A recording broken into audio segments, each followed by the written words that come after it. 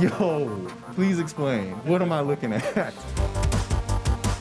The Army has used gaming to update its image, and it worked. Who better to make a game about the Army than the Army?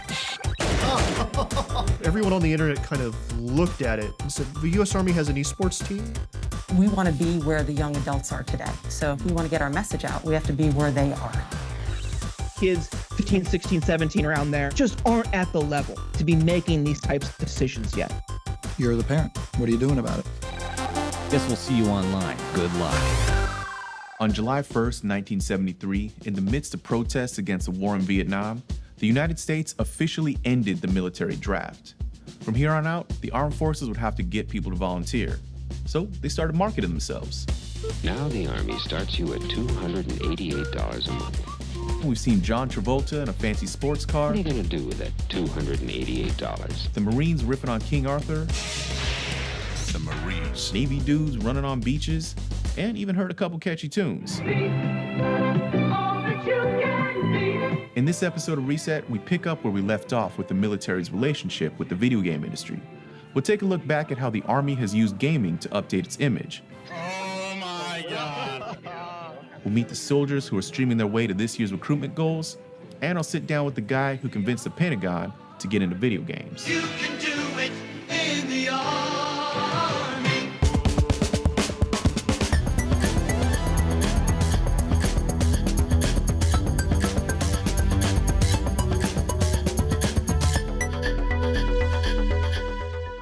I am an American soldier. I'm a warrior and a member of a team. By the late 1990s, the Pentagon was spending more than $250 million a year on ads targeting potential recruits. But the folks they set their sights on were already looking elsewhere. By then, about 1/3 of US homes had at least one PC. And there were around 100 million game consoles that were distracting potential G.I. Joes and Janes from whatever TV campaign the Army was running at the time. You look like you're really into this. You guys want a real challenge? And military recruiting was at an all-time low. But then Lieutenant Colonel, and now Assistant Secretary of the Army, Casey Wardynski, had an idea. You're the man who convinced the Army that you should get into video games. What was that like? Well, it was not as hard as you might imagine. It was, I think, 1999. Army was struggling at that point in time with recruiting and was looking for new ways to connect with Americans and young adults. And sort of this was my epiphany. What I would go to Best Buy with my sons, you know, I'd be off looking at something, they'd be in the game aisle. And the game aisle is probably 70% Army, either future Army, current Army, or historical Army. Show me your papers. So who better to make a game about the Army than the Army? Wardynski put together a team of military personnel and private sector developers at the Naval Postgraduate School to design a game that would be on par with any AAA military-style shooter like Counter-Strike. The goal was to combine Army messaging with the best game technology on the market. The Army had been looking at building its own game engine, which would have been a mistake. Why would we make that? We don't have to reinvent the wheel. There are these off-the-shelf things that the video game industry is using. We could just use this. That's right. You use Unreal, and you just put the best engine in your car. And on top of that, we will layer our expertise about what it is to be in the Army and to be a soldier. America's Army launched at E3 in 2002. It got a lot of media attention and really good reviews. Part of the success of America's Army was that there were not a lot of other video games like it out at the time. 2002 is kind of a weird year for video games. So that's the year Grand Theft Auto Vice City comes out, the GameCube had just come out, Warcraft 3 came out. People were playing Counter-Strike online, and so America's Army comes out and it's slower paced. It's not everyone for themselves. You have to play these team objectives in order to succeed.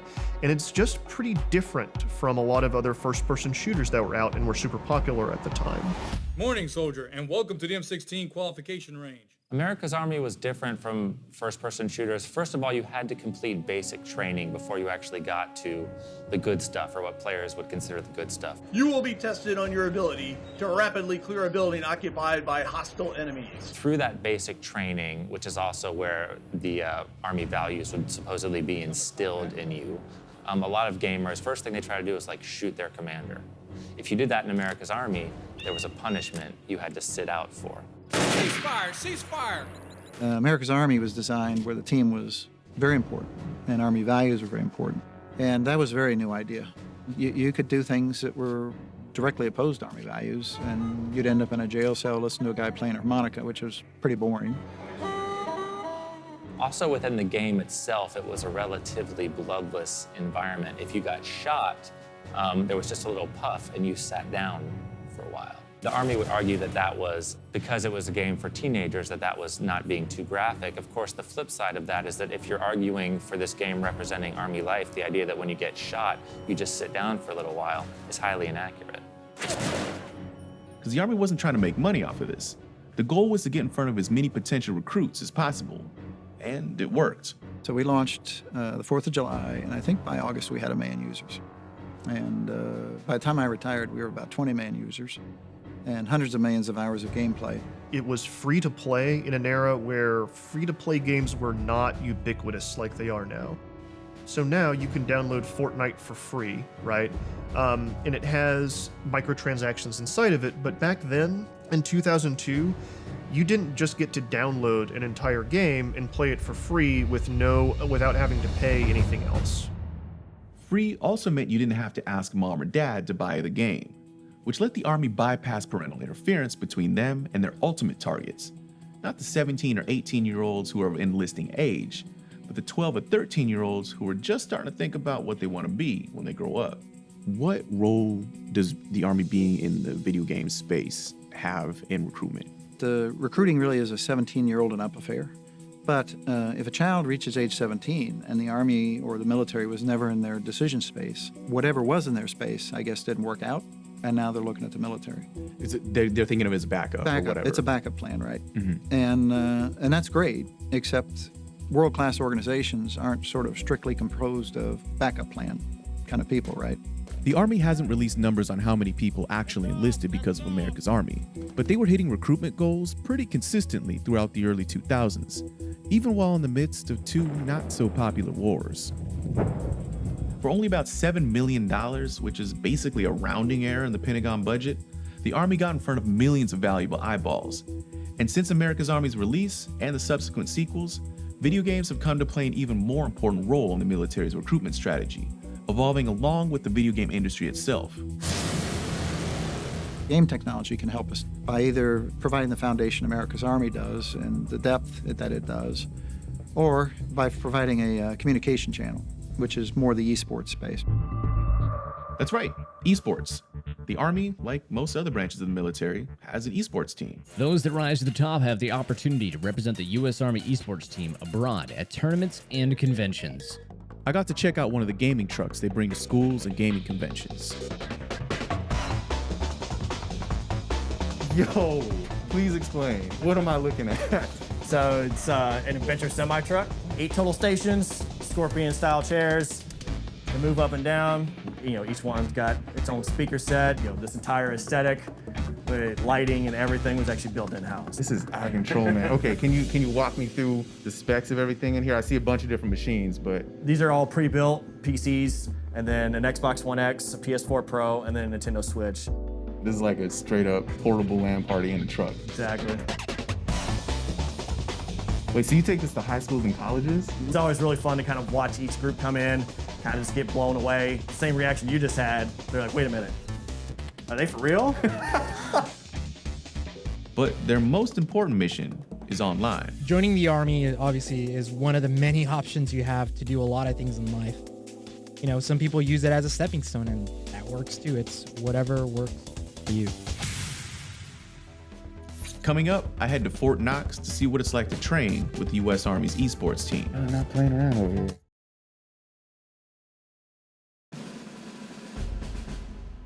I'm here at Fort Knox, named after the country's first ever Secretary of War. who definitely never imagined that his name would grace the home of the U.S. Army esports team. Sergeant First Class Christopher Jones runs the team and agreed to show me around. Okay. There we are. So here you have the main area of the U.S. Army esports facility. Whatever they need in order to be able to perform at their best, they got it. After a career spent in the military police and as an old school recruiter, his current mission is to find the Army's best gamers to stream and compete against other esports teams. This is the obvious. I got to get this one out the way. How good are y'all? We're pretty good. So in this room right here, we actually have our League of Legends team as well as the other two players that are playing Apex Legends as well. Place for everybody to come in, do their work for the day, and then head out from there. Do their work for the day. Yes. Log in, get your reps in, reviewing footage, reviewing who your opponent is. Really not just coming in playing games, but really getting the strategy in. Absolutely. Get ready to go. You can't join the Army just to play video games. All the soldiers here have had other positions in the military. The esports team, which is part of the Army's recruiting command, is only a temporary assignment. Actually show you the last one, which is our production area. Yeah, sure. So this one, we have our own sound booth for it. If you want to be, a streamer and be able to have a nice production, this is what you would expect to see. This is the control center. Look at this. These production values are what we're used to seeing from big pro teams backed by NBA owners. But the Army's goal here isn't winning tournaments or getting cash prizes. It's to convince young people that life in the Army isn't just getting yelled at by a drill sergeant or getting shot at in Afghanistan. We call it kind of like the family within the family. The esports team is there to convince kids that the Army can be a place where you can not just have a career, but maybe even have fun. She dodged my E? Oh. You're only going to know what you potentially know about service in the military from watching movies or watching TV shows, which is not reality. The purpose of the brigade that I currently am fortunate to be a part of is to connect America's people with America's Army. We want to be where the young adults are today. So if we want to get our message out, we have to be where they are. So does it seem like it's been successful so far? Absolutely. It definitely has. At some of our conventions, we've done exit surveys, and over 95% of the respondents said that they had a positive view of the Army as a result of having visited the U.S. Army esports booth. It's awesome. Fun. Really awesome. Have you heard any reports of people actually enlisting after having interacted with the Army's esports team? Yes. Really? Oh, absolutely. With the years that you spent as a recruiter going face-to-face and running this program now, which do you think is going to have a bigger impact? I think being in gaming is definitely a huge impact, and I think we really get to know one another. How's it going, Cody? Like I said, hope you're doing well, man. The team streams a lot of scrimmages and competitions, but the real engagement comes in the sessions where followers on Facebook or Twitch can watch soldiers play and talk directly to them, maybe even try to get a shout out. Adriana, how are you doing today? Even though the esports team is under the Army's recruiting command, these soldiers don't technically have the job title of recruiter, but if somebody in the chat wants to talk about life in the Army, then they're happy to point them to an official recruiter. Again, a recruiter would know more exactly as far as the fine details. You don't have any official recruiters in the chat? That's why there's Go Army. They can go in there and they fill out their information. That gets them to their local recruiter. The team has been around since 2018, but people really took notice in the summer of 2020, when a lot of us were stuck at home playing video games. Both the Army and the Navy esports teams were getting a lot more eyeballs, even showing up on the front page of Twitch. Everyone on the internet kind of looked at it and said, what the f***'s going on? The U.S. Army has an esports team? The earliest form of the pushback is a mix of activists and trolls descend on the Twitch channels and just spamming chat, asking them about war crimes, and seeing how quickly they could get booted out of chat. I'm gonna get a timer going. This is just for my reference. I'm gonna put one in post-production. One of the people who got banned from the Twitch channel was an activist named Jordan Uhl. He's no fan of the military, but he was especially upset by the Army's presence on a platform that's so popular with kids. This is a site that reaches kids, especially kids 15, 16, 17 around there, who just aren't at the level to be making these types of decisions yet. And then when I saw what they were doing to recruit kids on Twitch, I lost it, because they were sending these links in their chat, automated links that said, sign up to win an Xbox Elite Series 2 controller. And when you click that form, it wasn't a contest, it was a recruiting form. So one day in July, I posted the link to the Wikipedia page about U.S. war crimes and said, what's your favorite war crime? He saw that and banned me. Have a nice time getting banned, my dude. When you saw that people were in the Army Esports Twitch stream asking questions about war crimes, what did you think? Our moderators chose to ban them at that time. They didn't ban them for their viewpoints or asking a question. They banned them for the continual asking of the question or spamming, which could be considered harassment, and then didn't allow the rest of the individuals who are watching the stream and maybe ask questions about the game or other questions they might have about the Army. I've heard that one before, Get them out of here. Lawyers at the Knight First Amendment Institute wrote a public letter to Army and Navy officials arguing that the Twitch bans violated gamers' constitutional rights of free speech. On the basis that the government can't stop you from criticizing it, the Army and Navy then unbanned everyone and came back online, this time with a system of moderators and an appeal process. But by then, Congress had gotten involved. This amendment is specifically to block recruitment practices and funding for recruitment practices on platforms such as Twitch.tv. We cannot conflate war and military service with this kind of gamified format. And with that, I yield. Thank you. And it doesn't pass, but it's a 292 to 126 with 13 abstaining vote. So it's not a small amount of representatives saying that, hey, maybe we should have a discussion about where the military's operating and how it's doing its recruitment process. Because the relationship a high school kid might have with an Army recruiter they meet at a mall is very different from the relationship they can develop with a streamer they watch on Twitch in their bedroom. How for you is being on Twitch for the Army different from other recruiting methods? This is very unique in how Twitch culture works. Twitch is an ongoing conversation that builds a parasocial relationship between the streamer and the viewer. And it's this relationship where the viewer has an emotional relationship with the star that is not necessarily completely reciprocated. If you're having a wonderful, wonderful new year. That is a huge ethical issue in Red Flag, because while they're concealing their motives, while insisting that they're not recruiting, but in reality they are. And the military has since tried to distinguish what they're doing from recruiting and saying, this is just outreach. So one of the biggest things why people join the military, right, is for education. There's a slew of other benefits as well. Our U.S. Army esports team members are not recruiters, that they're not asking them to look at the opportunities for themselves at that point in time, and they weren't engaging with anyone younger than 17. Our Twitch stream is set to 18 plus. Restricting the streams, that is a step in the right direction, but as a lot of people might know, all that does teaches you to subtract 18 from the current year. What do you say to a parent who says, hey, I don't feel comfortable having the Army have a direct line in my kid's bedroom? You're the parent. What are you doing about it? We're not your child's parent. We're the United States Army. We're a great opportunity for when your child gets older. I think it'd be shortchanging a generation not to tell them about the things our country spent a lot of money providing to soldiers: medical care, housing, educational opportunities. We kind of have an obligation to tell kids about that.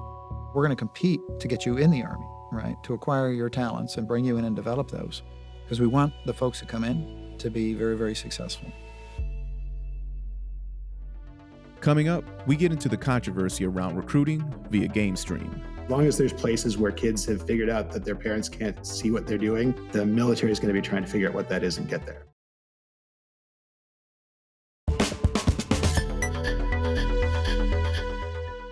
We're back, and it's time to break it down with the Reset Roundtable. Join me this time is Motherboard contributing editor Matthew Galt, along with Army veteran and senior news writer for PC Games In, Ian Boudreau. What's up, y'all? Pleasure to be here. So, Matt, you've been reporting on the Army's esports team for a while. Do you get the sense that the Army was surprised at the backlash over this? Yeah, I do. I do get the sense that they were surprised. Much like the military, I didn't expect for this kind of like activist pushback against them. I do think that the way that this is gotten off to a start comes off as a little more fraudulent than it probably should. I think the veneer of esports on a team that's really not about esports at all, that's questionable. The jerseys and the kind of pro setup, I think that's getting a message across that's dishonest. On Twitch, it's like they're going into somebody else's home. Should the Army be playing these games and playing for an audience of children? That's what recruiting's been for, I'd say, 40 years, which is to get ahead of where parents are actually able to actively monitor what their kids are consuming, whether it's comic books, TV shows, movies.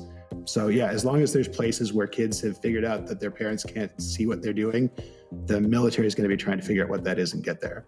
We've also seen the military get involved in esports and streaming with sponsorships. Matt, how have you seen that play out? Not well recently. So the Navy was kind of the biggest one that was going hard on the sponsorships. The brand partners are not happy because the last time it streamed, they were playing Among Us, which is a team-based game, and the sailor had brought on some of his friends to play with him. And these friends were using screen names for their characters that were inappropriate. They were referencing Nagasaki and Hiroshima, and then one of them used a name that is a well-known replacement for a racial slur. If you wouldn't mind, what was it? What was it they said? Gamer word, which is Hold on, I'm sorry. A sailor brought on his buddies, and one of them had a very thinly veiled reference to the N-word. Yeah, they were playing Among Us, and this was the player who was controlling the black-colored astronauts. Oh, so, I mean, it was impossible to mistake. Just waiting on you, individual. The Navy has not been back since then. Don't say it. Don't say his name. Don't say it. Early in the episode, we saw that Congresswoman Ocasio-Cortez proposed a bill that would actually stop the military from being able to stream. What would happen if that actually went through? Rather than an outright ban, what if the bill was to place some bright lines about how this was going to be done online? If recruiters are going to be online, then maybe people need some assurances about what they will and will not by law be able to do. I think they also need to admit that they're recruiting. I think that just admitting it, I think, would go a long way to assuaging people's anger. So there is definitely a lot to digest in here, but that is all the time we got for now. Matt, Ian, thanks so much for joining me. Thank you so much for having me. Thank you. And you, thanks for coming through. There's more to come on Reset, the unauthorized guide to video games. See y'all next time.